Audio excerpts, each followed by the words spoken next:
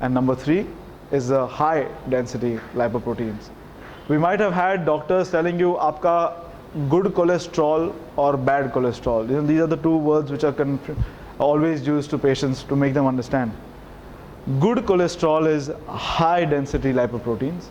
Higher the amount of that, good for the patient. Low density lipoprotein, which is LDL, lower the worse, which is the bad cholesterol. And triglyceride is an exact correlation of your sugar control in the body.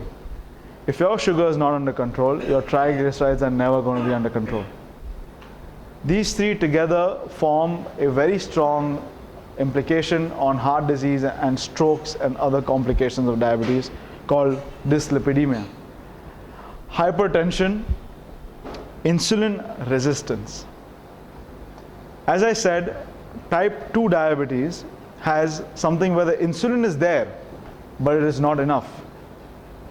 That is called insulin resistance. Means your body is not responding enough to the insulin which is being produced from the pancreas. Hence, we need to give medications which will make it sensitize to the insulin produced by the pancreas in our body. Something like metformin. Most of the diabetics today will be on a tablet called metformin. This is the one which would help reduce the insulin resistance. A part of that, there's pioglitazone and the DPP-4 inhibitors, etc., on and so forth. Insulin resistance has a direct correlation with obesity also. There are 2 types of obesities which we know.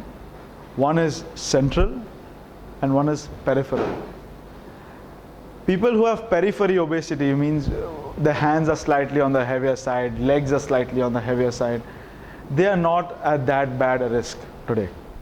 When you say central obesity, stomach, upper hip, all this area, which is entire belt area which we call, if it has higher amount of fat percentage, that is what is a direct correlative marker of diabetes related to heart disease, strokes, kidney, peripheral, etc., everything. Just to give you certain numbers for your benefit, the basic criteria for metabolic syndrome is, in order to make the diagnosis, at least 3 out of the below 5 should be positive to give you a diabetes, to tell you if a metabolic syndrome is there or not. The abdominal obesity, which I meant the central one, we measure by waist circumference, where for a man if it's more than 102 centimeters, for a woman if it's more than 88 centimeters, that's a problem. The triglyceride level, as I mentioned, more than 150 milligram per deciliter. The good cholesterol, HDL, if it's less than 40 in men and less than 50 in women. Blood pressure, if it's more than the systolic 130 and more than 85 millimeters of mercury in diastolic pressures.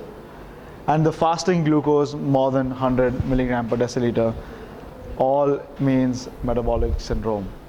3 out of 5 at least need to be positive.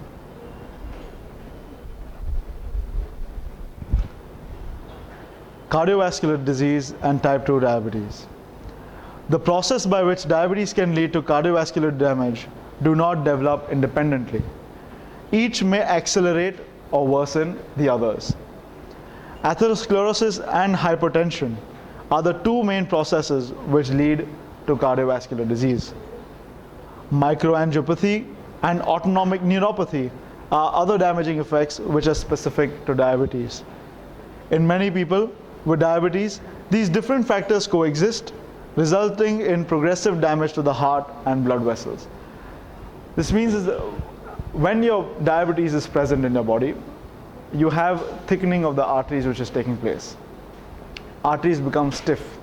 The blood flow through those arteries reduce, is not the best through them, which can cause even further damage to the heart.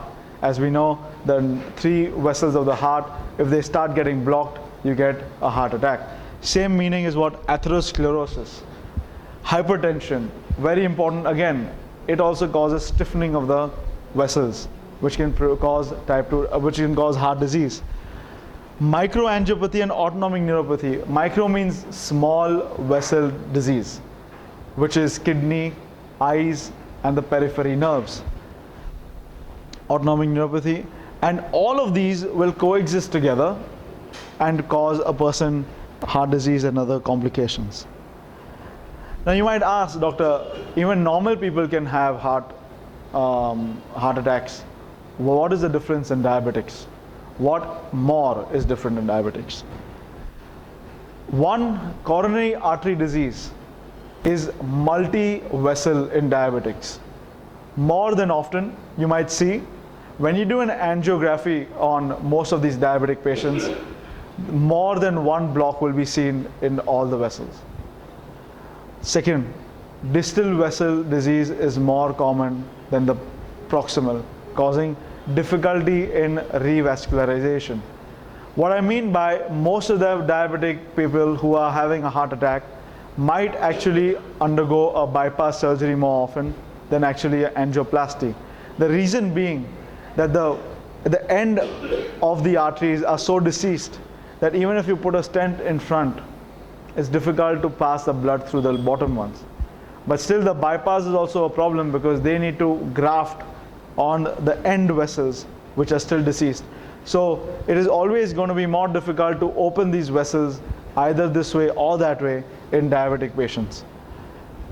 Number two, lots of our patients who are diabetic don't get chest pain. The biggest symptom of heart attack, which is chest pain, is not seen in most of our diabetic patients today who are long-standing beyond 10 years. It makes it more difficult for us to judge the diagnosis and for the patient to even come to the doctor in the first place. They might just come, doctor, I'm just having a headache. I'm feeling a little just uneasy. I don't know why. Nothing of the chest, and you do a cardiogram and it is absolutely positive for a heart attack. You admit them and you find that the actual heart is so deceased that you're like, how did you not have symptoms before? And you'll be like, I never had them.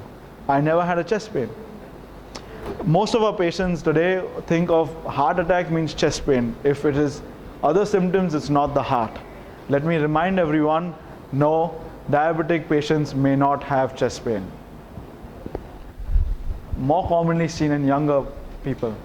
Young diabetics starting from age of 25, 30, 35 have higher chances of early heart ailments than the older generation. Many a times you must have seen women on the lower scale of diabetes related heart diseases. Sorry, heart diseases just in general.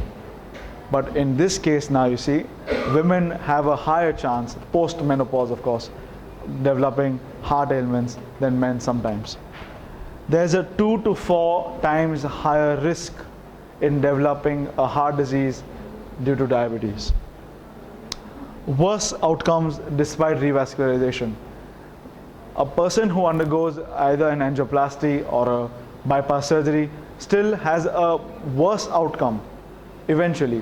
When I mean worse outcome means 5-year mortality, but is worse than actually a non-diabetic normal human being. If you can see this graph, you can see the topmost line, which I've marked with the cursor. This is an average age, if you catch, as 100 for a normal person without diabetes, without heart disease, without anything. Averagely, if you can catch, as 100. The first yellow line is of a person who is diabetic but who has not had a heart disease yet. His age would be of that level. The green line is of a person who is non-diabetic but has had a heart disease. And if you see the drastic drop of the pink line, the lowest line out there, which says if he's diabetic and he's got a heart disease, his age would absolutely fall for mortality so low. 70 to 80% of people with diabetes die of cardiovascular disease. For each risk factor present, the risk of cardiovascular death is about 2 to 4 times greater in people with diabetes as compared to people without the same condition. Cardiovascular disease is the #1 cause of death in industrialized countries. It is also said to overtake infectious diseases as the most common cause of death in many parts of the less developed world also. Why are we talking about diabetes so much? Fine, it's okay, I have it. The cost of diabetes is phenomenal. When I mean cost of diabetes, is the cost to the country per person they use and utilize by the patients for the treatment of diabetes. For people in the 20 to 79 age bracket, it is estimated that to be at least 153 billion US dollars are used annually for just diabetic patients. It is estimated that diabetes accounts for between 5 to 10% of the total healthcare spending in most countries and up to 25% in some. If predictions of diabetes prevalence are fulfilled, total direct healthcare expenditure on diabetes worldwide will be between 213 billion to 396 billion in 2025. One of the good studies which was done in United Kingdom and Argentina, just to see how many problems are there due to diabetes. If you see, total cardiovascular disease is a yellow, is this part here. The yellow here and the yellow there is actually caused in diabetes. That many days of hospitalization is required in a diabetic than the other all complications which are there in the different colors. So till today, heart disease with diabetes is a very strong impact. How does it happen? Just a little technicality. When a person is insulin resistant, mainly, the vessels, which are the arteries which supply blood, they have endothelium is one of the linings of the vessels. They get dysfunction due to this diabetes and high sugars. They cause a decrease in the vascular reactivity in nitrous oxide. Nitrous oxide is very important for keeping the vessels open. Nitroglycerine and all these things, Sorbitrate or all these tablets which we can keep on using for heart disease, they basically act at this level to open the vessel open. They reduce the reactivity, they make them more stiff and do not allow them to open up, which causes a decrease in the ADMA and impaired fibrinolysis. What is fibrinolysis? When you have, block here, when you have a block in the artery, what is a block? It's full of cholesterols, and it's that entire piece of tissue which is there in the artery. It is full of cholesterol, a little of calcium, and a lot of fibrin. That causes a clot, which would then lead to complete blockage of the artery, which would lead to a decreased supply and then a heart attack eventually. We have internal system of our body to break that clot by our own natural enzymes, but that is lost in